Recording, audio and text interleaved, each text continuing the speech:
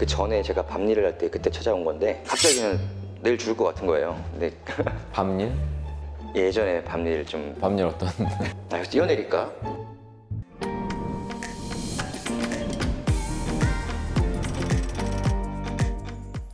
안녕하십니까, 여러분의 심리 멘토 박수입니다.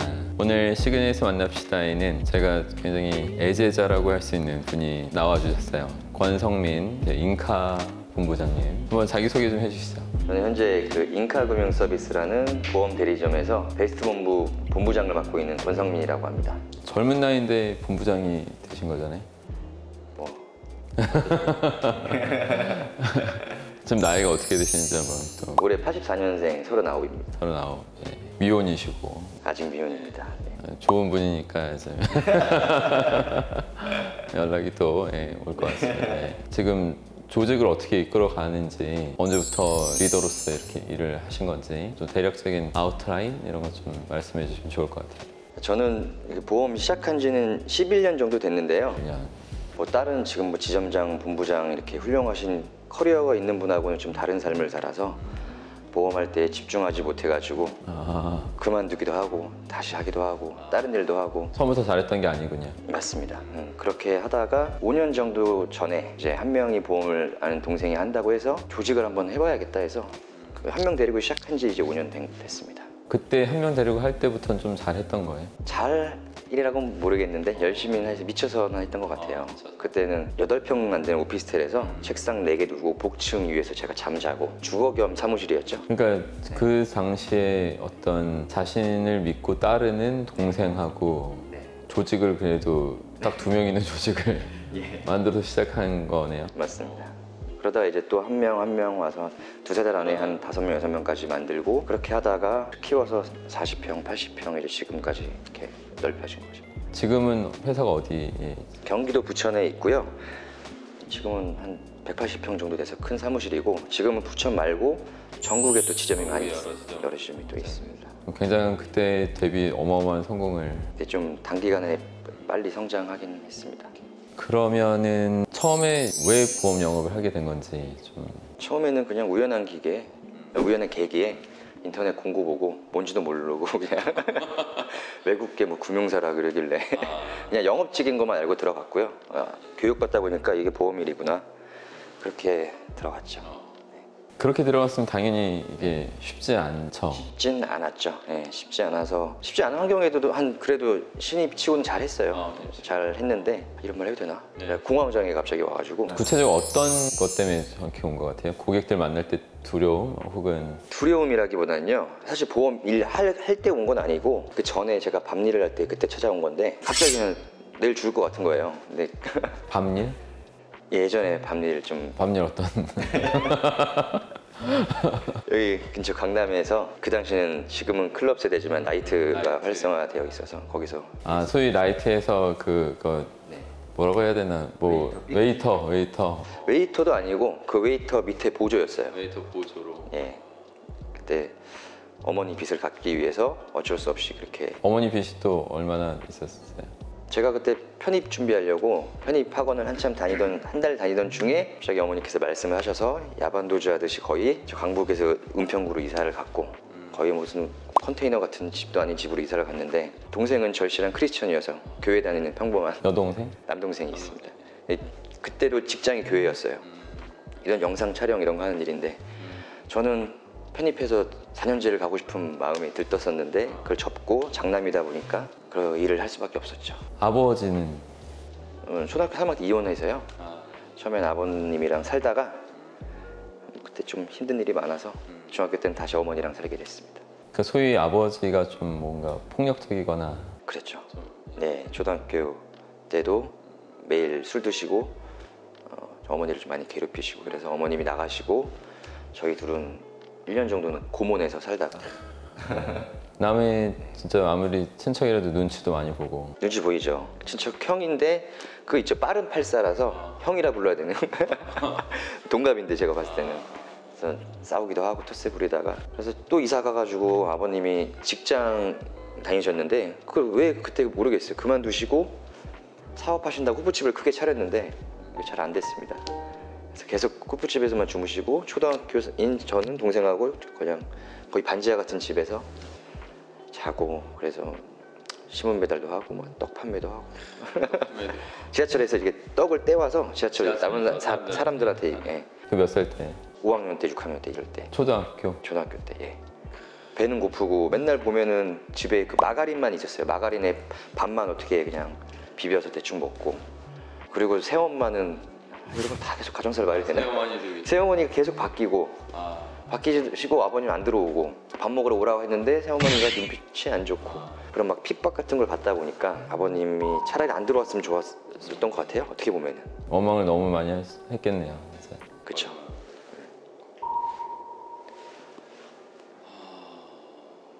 동생하고 많이 좀 같이 울기도 했겠네요. 그렇죠. 동생은 아무것도 모르고 저만 2살 차이 예, 줄줄 따라다니고 그래도 좀 그럼 여러 가지 악에 바치고 뭐 네. 세상도 원망하고 그랬습니다. 정말 계속 삐뚤어져서 탈선도 많이 하고 싸움도 많이 하고 전학도 다니고 고1 때는 자퇴한다고 막 그래가지고 부모님 어머님 찾아오셔서 막 울고 불고 했는데 그때 선생님께서 저 잡아주셨어요. 이번에 스승의 날 또 뵈야 될 것 같은데 잡아주셔가지고 다행히 학교는 무사히 졸업하고 그리고 그냥 악에 받쳐서 계속 사실상 원망하면서 살았던 것 같아요. 난 왜 이러냐 내 인생 이러면서. 그렇게 원망을 할 수밖에 없었던 상황이 지속됐었을 텐데 네. 거기서 좀 빠져나오게 된 계기나 뭐 네. 그런 게 있다는 거예요. 일단은 나이트 생활을 시작한 게 제가 강제적으로 시작한 것도 아니고 몇 살 때죠 그때? 그때가 26인데 이제 갑자기 일을 구하게 돼야 되니까 군대에 갔다 와서 하다가 근데 거기가 진짜 군대보다 빡셌어요. 텃세가 너무 심해서 웨이터의 말단 보조니까 그냥 막 부킹도 해야 되지 이거 해야 되지 막 치워야 되지 한 5시에 출근해서 오후 아침 7시 정도에 끝나거든요. 그러면은 거의 앉지도 못하고 밥도 먹을 때도 많고 이 양말이 발바닥에 다 달라붙어 있고 여기는 다 쓸려 있고 연고 바르고 자야 되거든요. 이거 엄청 대형 나이트여서 그래서 3개월 동안 말을 안 걸더라고요. 하도 그만두는 사람들이 많으니까 얘 또 나가겠지 그랬는데 저는 빚을 갚아야 되니까 이 약 물고 버티고 해서 1년 정도를 보조 생활을 하고 정확히 6,800만 원 빚을 갚고 그 후로는 영업하고 싶어서 그때 웨이터를 전향했죠. 보통 보조만 하거든요. 하루에 10만 원, 20만 원 버니까. 그래서 웨이터 생활까지 2년 더 하고 웨이터 하니까 더 봉급이 올라갔어요. 그렇죠. 그때 친한 동생이랑 2인 1조로 같이 했는데 완전히 손님을 모셔와야 되잖아요. 근데 제가 또 그때 인생을 많이 배웠어요. 사람들을 하고 잘해놓으니까 그만두는 보조도 손님이 저한테 주고 그만두는 웨이터도 흔히 명단이라고 하는 명단을 주고 그리고 한 20년 된 부사장님이 저를 왜 이뻐했는지 모르겠는데 그분이 저한테 손님을 다 밀어주니까 그래서 2년 동안은 뭐 1등도 찍어보고 신나게 일을 하는 그 정점에서 제가 공황장애 갑자기 오는 거예요. 그리고 인생이 허무하다? 돈은 돈대로 버는데 내가 10년 동안 지금 이 일을 하고 있는 형들 보니까 인생이 나 저렇게 내가 이런 일을 하려고 태어난 건 아니다. 근데 책은 놓지는 않았거든요. 계속 책은 꾸준히 읽어서. 허망함을 느꼈다는 건데 예. 그 사람들의 어떤 모습이 좋지 않은 어떤 그런 걸 많이 봤다는 거네요. 예. 많이 벌어도 대부분 도박을 하거나 유흥으로 돈을 탕진하거나 그러면 저도 그 유혹에 휩쓸릴 수 있겠다. 뭐 그런 생각이 들고 안 되겠다 싶더라고요. 그때도 뭐가 자기를 잡아준 거예요? 그러니까 그런 안 되겠다라는 생각할 수 없는 사람들이 더 많은데 그러니까 그렇게 탕진하고 뭐 어렵게 번 돈도 다 써버리고 하는데 그때 나는 달라져야겠다라는 어떤 생각의 그 힘이 어디서 온 건지. 어디서 온 건지 모르겠는데요. 항상 어릴 때부터 저는 제가 엄청 크게 성공할 거라는 그런 확신이 있었어요. 이상하게 근거 없는 자신감이 있어서 제가 이런 일을 하는 것보다는 다른 일로 빨리 턴해야겠다. 난 일을 해야겠다. 그러니까 나이트 생활을 그만두고 바로 이제 보험을 시작하게 된. 예, 한두 달 쉬었다가 보험을 시작했는데 몇 달 만에 공황장애가 심해져서 거의 폐인처럼 집에만 거의 있다가 그때는 공황장애를 검색해도 인터넷에 안 나올 때거든요. 이게 뭔지 증상이. 이경규 씨가 걸리고 조금 이제 유명해졌는데 그냥 좀 내일 죽는 거라 생각했어요 맨날. 나도 공황장애를 꽤 많이 치료해 본 사람인데 여성들도 많이 걸린 사람이 있고 지하철 못 타는 사람도 있었고. 네. 증상이 어떤 거였어요? 갑자기 죽을 것 같아요.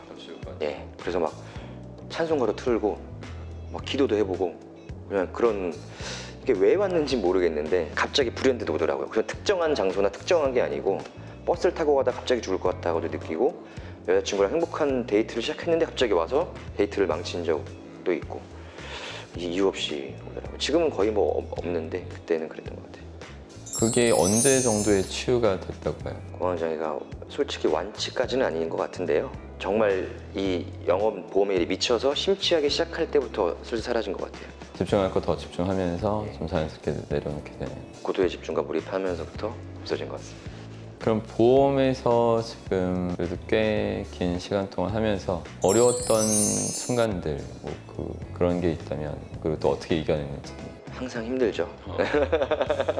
영업할 때는 고객 만나러 다니고 찾아다니기가 힘들었고 지금은 이제 많은 인원을 전국적으로 관리를 해야 되니까 전화통이 이게 밤늦게까지도 전화가 오고 카톡도 많이 오고 조금 처진 인원들은 올려줘야 되고 예. 또 사무실 같이 쓰면은 트러블도 있으면 중재도 해줘야 되고 그리고 계속 영업사원들 만날 사람도 제공해줘야 되는 거니까 저는 그 시장 개발도 해야 되고 그냥 보험을 할 때는 하다 말다 그래서 뭐 다른 일도 많이 했었고 계속 두각을 나타내긴 했지만 결국 오래 지속하지 못했었죠 계속. 근데 제가 관리자를 하기로 마음 먹었으면은 이거는 제가 끝내야겠다. 여기서는 꼭 성공해야겠다. 그 마음 먹고 이제 인원들을 모집해가지고 그냥 안 쉰 것 같아요. 그냥 아예 아침 새벽 5시부터 12시까지 안 쉬고 자고 일어나서 기계처럼 하고 주말에도 일하고 최근에 명절 때도 5일 동안 아무 데도 못 가고 사무실에만 있었거든요. 부모님한테 죄송하다고 말씀드리고 그러니까 안 쉬고 여기에 미쳐있는 그냥 그러면은 장애물들이 안 보이는 것 같아요. 그게 다 극복되는 것 같습니다. 나도 항상 그렇게 살아서 근데 좀 이제 또 이렇게 약간 내 입장에서는 좀 애잔한 느낌도 살짝 들어서 하는 말인데 그럼 지금 마음의 자신의 위로 안정을 지식, 진리에서 얻을 수도 있지만 열심히 하는 그런 부분에서도 결혼의 나이도 생각해야 될 때가 충분히 이미 왔기 때문에 그렇게 바쁘면 이제 연애를 못 하죠. 연애할 시간이 없죠. 네. 결혼은 뭐 하고는 싶죠. 근데 일단은 저는 제 일을 성공하기까지 위해서 뭐 연애라든지 다른 모든 것들은 대가가 필요하다 생각해요. 그 대가를 지불해서 다른 것들은 다 포기하고 일하고 독서하고 이거밖에 안 했으니까. 근데 이제는 좀 꽤 많이 성장했고 월 소득도 높고 하면 이제 좀 가정에 대한 어떤 아니 뭐 비혼주의자는 아니라서 하긴 해야겠죠. 네. 아니 이게 자꾸 얘기한 게 뭐냐면 부모님이 이제 행복하게 사는 걸 못 봤을 때 무의식 중에 결혼하면 행복할 수 없다 이런 생각이 도사릴 수가 있어서 그런 걸 극복해 낸 건지 아니면 그런 부분에 영향을 받는 건지. 아닙니다. 그런 건 아니고요. 저도 행복한 가정을 꾸리고 싶습니다. 네, 전혀 그렇지 않습니다. 뭐 괜한 걱정을 지금 리더로 이렇게 많은 조직원들을 이끌어서 성과를 내는 입장인데 그 리더로서의 중요한 자질들 정말 이런 부분은 리더가 반드시 갖춰야 되는 것 같다 그런 어떤 말씀을 해주시면 좋을 것 같아요. 리더는 첫 번째로 그냥 인품인 것 같습니다. 인품이 있어야 그 사람들이 그 사람을 따르거든요. 물론 저는 이게 어떻게 보면 대통령 같은 자리라고 생각을 해요. 이게 높다는 뜻이 아니고 뭐래도 욕먹는 자리다. 뭐래도 욕먹는 자리인데 현실적인 문제, 그러니까 영업사원들의 소득을 높여줄 수 있는 뭐 마케팅이라든지 광고라든지 뭐 실력이라든지 이런 키우는 것도 중요하지만 그 전에 먼저 사람이 중요하다. 그래서 저도 계속 제 인품을 나빠지지 않게끔 아침마다 명상하고 책 읽고 저도 엄청난 다혈질이기 때문에 가라앉히려고 매일매일 노력하는 것 같습니다. 더 온화하고 부드럽게 대하려고 노력한다. 맞습니다. 결핍으로 인해서 이렇게 열심히 했고 잘 성장한 건 너무 좋은 일이지만서도 좀 그런 게 있어야 될 것 같아요. 그러니까 마음을 포근하게 안아줄 수 있는 여자, 네. 그리고 정말로 뭔가 그 진정한 위로를 줄 수 있는 그런 여성, 지혜롭고 그런 여성.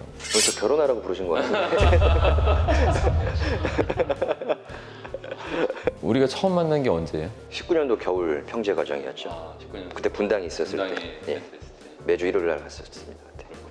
그때는 사실 발표를 많이 안 하던 시절이어서 이제는 좀 발표 위주로 평제가 많이 돌아가서 이런 스토리를 제가 알 수가 없었죠. 그렇죠. 네, 알 수가 없었고 그냥 열심히 잘 듣고. 그때 평제가 나이가 되게 어렸어요. 제가 나이가 되게 많은 편이었고.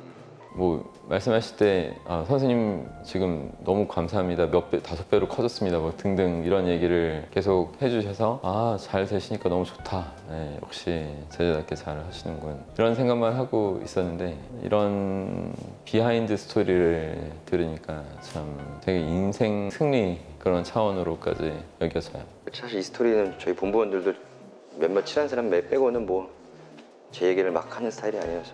그쵸. 근데 이제 좀 자연스럽게 그런 얘기를 하면서도 뭐 조직원들한테 인간적으로 다가가는 그런 부분도 나쁘지 않을 것 같아요. 그래서 몇 달 전에는 인스타로 그냥 간략하게 이제 올리기 시작은 했습니다. 그냥 떠올려가지고 지금 이제 옛날에 내가 어떻게 살았지 한 것들을 좀 올리기 시작했습니다.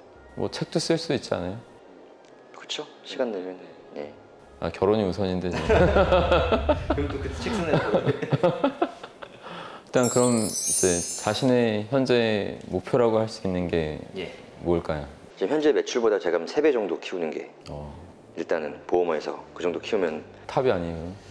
뭐 워낙 더 기라성 같으신 분들이 많아서 저는 아직 그 정도까지 일단 키우고 싶은 게 목표입니다. 저도 사실 뭐 고졸 출신에 대학도 나오지 않고 아까 말씀드린 것처럼 50여 가지 일, 알바나 이런 것들을 막 해오면서 좀 나름 힘든 시절을 많이 겪어왔던 사람인 것 같아요. 근데 그때마다 포기하지 않고 어머니 생각도 많이 하면서 그 성공한 사람들의 책을 계속 많이 봤던 것 같거든요.